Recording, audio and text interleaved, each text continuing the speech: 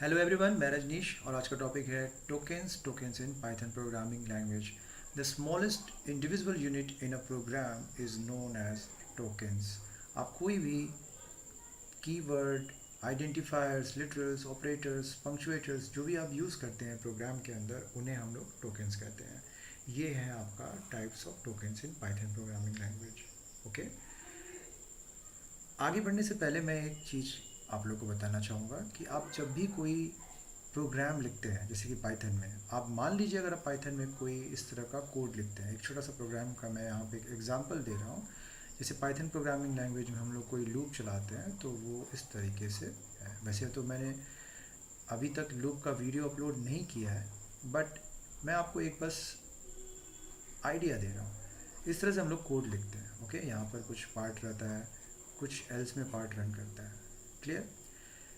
तो मान लीजिए मैं यहाँ पर कोई एक्सप्रेशन दे रहा हूँ, I modulus two equals to zero, और ये है आपका कॉलन। आपको पता है ये जो छोटा सा प्रोग्राम मैंने यहाँ लिखा, यहाँ पे आपको सारी चीज़ें मिल जाएंगी जो मैंने टोकेंस में लिखा है। जैसे देखिए ये फॉर, ये क्या है आपका, ये कीवर्ड है। क्यों? क्योंकि ये रिजर्व है, इसका मीनिंग फिक्स है, आप इसे चेंज नहीं कर सकते, ये आपका कीवर्ड है। ये जो इन है ये भी आपका कीवर्ड है। क्लियर? इफ़, ये भी आपका कीवर्ड है। एल्स, ये भी आपका कीवर्ड है। ये क्या है? आई, ये आपका है आइडेंटिफायर। ठीक है? ये क्या है? आपका ऑपरेटर है। क्लियर? और ये क्या है? ये जो वैल्यूज़ मैंने यहाँ पे यूज़ किया है, 1, 10 और ये जो 2 है, ये सब आपके लिटरल्स की कैटेगरी में आते हैं, जो हम लोग अभी आगे पढ़ेंगे। ये कोलन जो यहाँ पे मैंने दिया है, ये आपका पंक्चुएटर्स है।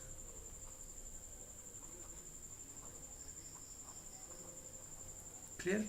तो एक छोटे से प्रोग्राम में आपको देखिए कितने सारे टोकन्स मिल गए, और ये टोकन्स का लिस्ट मैंने यहाँ पे लिखा है। क्लियर? ये जो इक्वल इक्वल मैंने यहाँ पे लिखा है, ये आपका ऑपरेटर्स की कैटेगरी में आ गया, और ये आई, 1, 10, 0, 2, ये सब आपका लिटर्स की कैटेगरी में आ गया। क्लियर? तो इसमें से ऐसी कोई चीज़ है नहीं जो कि यहाँ पर बची, सारी की सारी चीज़ें इंक्लूडेड हो गई, identifiers, keyword, literals, punctuators and operators. Clear? तो चलिए आगे बढ़ते हैं। कीवर्ड होता क्या? A keyword is a word, keyword is a word having special meaning reserve by programming language. Okay, जैसे कि ट्रू, ट्रू एक कीवर्ड है। False, if else, for, break, while, ये सब लूप के लिए यूज़ होता है। एलिफ, एंड, और, डेफ जो कि फंक्शन डिफाइन के काम में आता है। इस तरह से और भी बहुत सारे कीवर्ड्स हैं जो हम लोग पाइथन प्रोग्रामिंग लैंग्वेज में यूज़ करते हैं। प्रोग्राम होता क्या है? बेसिकली इन्हीं सारे टोकन्स का कॉम्बिनेशन होता है, हम इन्हीं के हेल्प से इंस्ट्रक्शंस क्रिएट करते हैं, और वो हमारा प्रोग्राम बन जाता है। ढेर सारे इंस्ट्रक्शंस मिलके एक प्रोग्राम का फॉर्म ले लेते हैं। Identifier are the names given to a different parts of the program. Okay, identifier मतलब जैसे अब ये आपने एक वेरिएबल डिक्लेयर किया, a = 25, तो ये आपका क्या हो गया? आइडेंटिफायर हो गया। आप कोई फंक्शन अगर डिफाइन कर रहे हैं पाइथन में, आपने फंक्शन का नाम दे दिया सम नम, तो ये जो आपने नाम दिया ये क्या है? ये आपका आइडेंटिफायर हो गया। क्लियर? तो आइडेंटिफायर जो होता है वो यूज़र के द्वारा दिया जाता है। कुछ वैलिड आइडेंटिफायर के एग्जांपल देख लीजिए। जैसे अगर आप कोई वेरिएबल डिक्लेयर कर रहे हैं तो उसका भी एक प्रोटोकॉल है, आप किसी भी तरीके से आप वेरिएबल नहीं डिक्लेयर कर सकते। जैसे देखिए ये सब वैलिड आइडेंटिफायर्स हैं। आप इस तरह से वेरिएबल डिक्लेयर कर सकते हैं। आप अंडरस्कोर यूज़ कर सकते हैं बिगिनिंग में, आप बीच में यूज़ कर सकते हैं, आप डिजिट्स को बीच में यूज़ कर सकते हैं, आप बाद में यूज़ कर सकते हैं, आप अंडरस्कोर देकर इस तरीके से भी वेरिएबल डिक्लेयर कर सकते हैं, मतलब कि आइडेंटिफायर। और ये कुछ इनवैलिड आइडेंटिफायर्स हैं, यहाँ पर देखिए जैसे 23a, आप इस तरह से वेरिएबल नहीं डिक्लेयर कर सकते। आप जैसे कि आप ये नहीं लिख सकते 2 = 2, ये गलत है, आप इस तरह का कोई आइडेंटिफायर यूज़ नहीं कर सकते।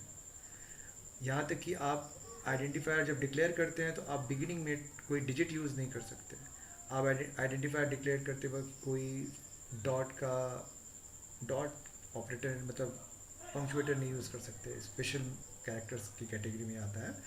आप इसे यहाँ पर A-B नहीं यूज़ कर सकते, 2.3 A स्पेस B, आप दो वेरिएबल्स के बीच में स्पेस नहीं डिक्लेयर कर सकते, स्पेस नहीं ले सकते, जैसे A space B equals to 25, आप ऐसे नहीं वेरिएबल या आइडेंटिफायर डिक्लेयर कर सकते हैं।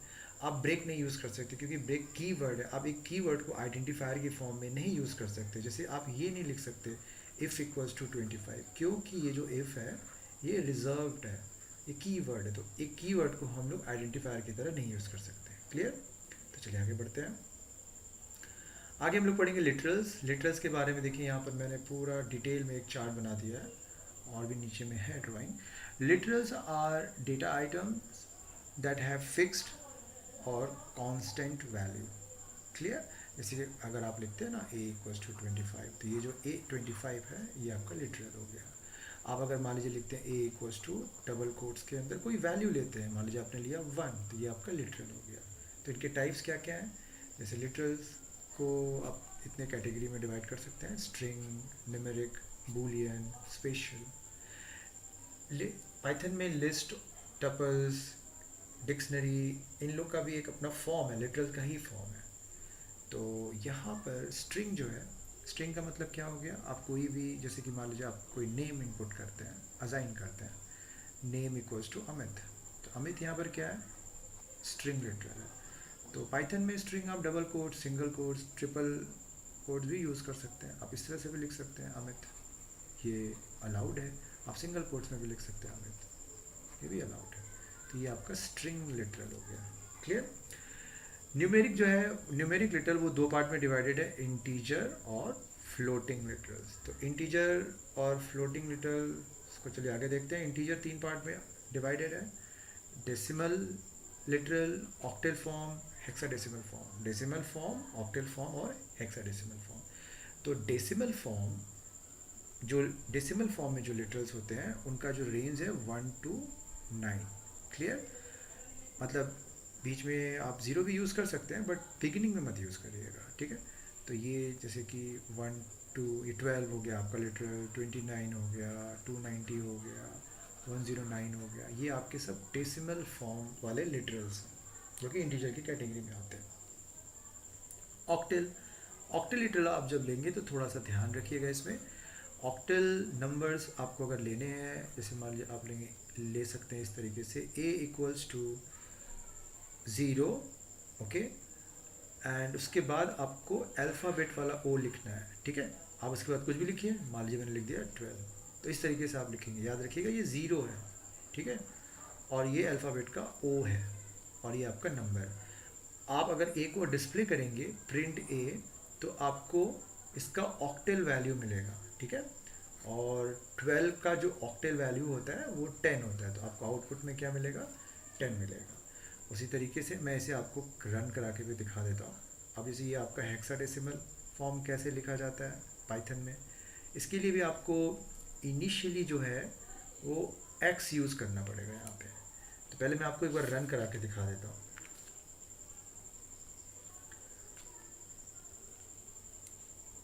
जैसे आप यहाँ पे लिखेंगे 0, ओके, फिर आपका x, उसके बाद आप जो भी नंबर यहाँ पे चाहे दे सकते हैं, जैसे कि 12 दे सकते हैं, फिर 0x 25 दे सकते हैं, 0x 1 2 3 दे सकते हैं, 0x a 1 2 p दे सकते हैं। क्लियर? क्योंकि हेक्साडेसिमल का जो रेंज होता है वो 0 से स्टार्ट होता है, 0 1 डॉट डॉट डॉट 9, और उसके बाद a b c d e और f तक जाता है। टोटल 16 डिजिट्स इसके अंदर होते हैं। ठीक है? इसमें 16 होते हैं, इसमें 8 होते हैं, और इसमें टोटल 10। क्लियर? तो इसे कैसे हम डिस्प्ले करेंगे मैं आपको यहाँ पर दिखाता हूँ। ये देखिए, ये पाइथन का स्क्रिप्ट मोड ऑन है, मतलब मैं यहाँ पर पाइथन का कोड लिख सकता हूँ। इधर मैं इसे थोड़ा ऊपर कर देता हूँ, ये आपको अब दिखेगा। ये देखिए, मैं यहाँ पे कोड लिख रहा हूँ। जब आपको एक एक लाइन रन कराना हो तो बेस्ट है कि आप इसको ना यूज़ करके आप यहाँ पे यूज़ कर सकते हैं इंटरैक्टिव मोड, पाइथन का इंटरैक्टिव मोड, इसको ऑन कर दीजिए आप। अब आप यहाँ पे कोई भी लाइन लिखिए, जैसे अगर मान लीजिए आपको एक नंबर लिखना है 12, तो देखिए मैं इसे डिस्प्ले कर रहा हूँ प्रिंट। ये इंटरैक्टिव मोड है, ठीक है। यहाँ पर आप एक डेटा इनपुट करते हैं, एंटर मारते हैं, तुरंत आपका आउटपुट आ जाता है, और फिर से आपका ये जो ग्रेटर देन सिंबल यहाँ पे 3 बना हुआ है ना, ऑपरेटर के फॉर्म में यहाँ पर दिख रहा होगा, ये प्रॉम्प्ट स्ट्रिंग बोला जाता है, मतलब यहाँ से डेटा वो इनपुट लेता है। ये बताता है कि आप यहाँ पे डेटा इनपुट कर सकते हैं, कोई भी लाइन लिख के आप रिक्वेस्ट जनरेट कर सकते हैं। ये मैंने एंटर किया 12। अब मान लीजिए मुझे कोई डेसिमल नहीं ऑक्टेल नंबर इनपुट लेना है, तो मैं क्या लिखूँगा, पहले लिखूँगा 0, फिर O, फिर 12, और फिर मैं इसे डिस्प्ले करूँगा प्रिंट ना, तो ये मुझे देखिए 10 मिला। अब मुझे कोई हेक्साडेसिमल नंबर मान लीजिए लेना है, तो नम इक्वल्स टू क्या लिखेंगे हम यहाँ पे 0, फिर x, ओके, और मैंने यहाँ पे ले लिया 12।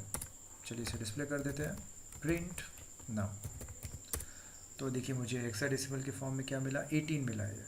क्लियर। तो इस तरह से आप हेक्साडेसिमल नंबर, ऑक्टेल नंबर और decimal number Python programming language में इनपुट कर सकते हैं। उसका रूल आपको फॉलो करना पड़ेगा। तो चलिए ये तो हो गया। अब फ्लोटिंग नंबर्स जो होते हैं, फ्लोटिंग या आप उसको बोल सकते हैं real numbers, real point literals, floating point literals, तो इसमें आप कैसे इसे रिप्रेजेंट करेंगे, जैसे कि 2.5 हो गया, 3.5 हो गया, ये आपका फ्रैक्शनल डेटा है, मतलब फ्रैक्शनल फॉर्म है ये। और अगर आपका इसका दूसरा जो फॉर्म है एक्सपोनेंट फॉर्म, आप उस तरीके से भी लिख सकते हैं, जैसे कि आप लिख सकते हैं 2.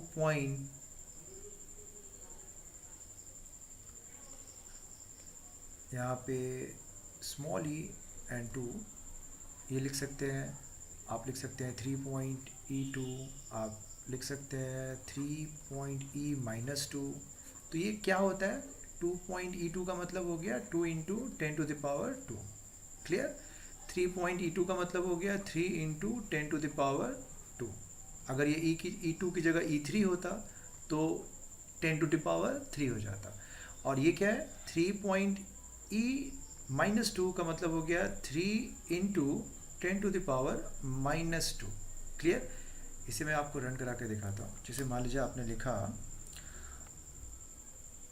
num equals to 3.E2। Clear. अब अगर आप इसे डिस्प्ले करेंगे तो देखिए क्या आउटपुट आएगा, प्रिंट 300। क्यों, क्योंकि 3 इंटू 10⁻² हो गया।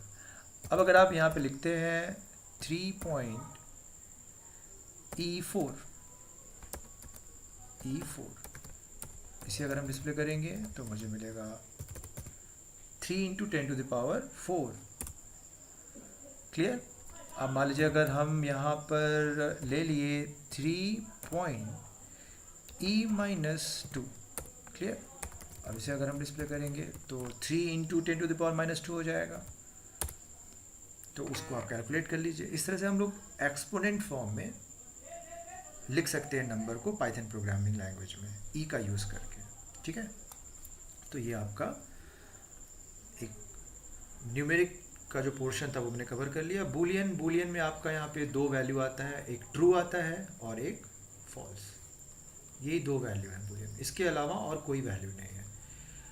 पाइथन प्रोग्रामिंग लैंग्वेज में कुछ स्पेशल लिटरल्स भी होते हैं और उन स्पेशल लिटरल में आपका आता है नन। ठीक है। नन जो है ये एक स्पेशल लिटरल है। इसका मतलब होता है कि इट डजंट कंटेन एनीथिंग, ये कोई वैल्यू होल्ड नहीं करता है, एब्सेंस ऑफ मतलब वैल्यू नहीं है वहाँ पे। ठीक। तो ये सारी चीज़ें मैंने जो कवर की हैं यहाँ पर, आपका कीवर्ड्स, आइडेंटिफायर्स और लिटरल्स, ये तो तीनों चीज़ें मैंने कवर की। और इसमें 2 चीज़ें और बच गई हैं, वो है आपका ऑपरेटर्स एंड पंक्चुएटर्स। क्लियर। तो ये इसके ऊपर मेरा जो नेक्स्ट वीडियो है उसके अंदर मैंने इसको डिटेल में एक्सप्लेन किया है, कितने टाइप्स के ऑपरेटर्स होते हैं और पंक्चुएटर्स, ऑपरेटर्स को हम कैसे यूज़ करेंगे, उसके ऊपर मैंने सारा डिटेल में एक्सप्लेनेशन दिया है विद एग्जांपल। अगर आपको ये मेरा वीडियो पसंद आया हो तो आप मेरे चैनल को सब्सक्राइब करिए, लाइक करिए मेरे वीडियो को, और कोई भी प्रॉब्लम हो इस वीडियो लेक्चर से रिलेटेड तो आप कमेंट सेक्शन में जाकर मैसेज कर सकते हैं। आज की इस वीडियो में इतना ही। Thank you.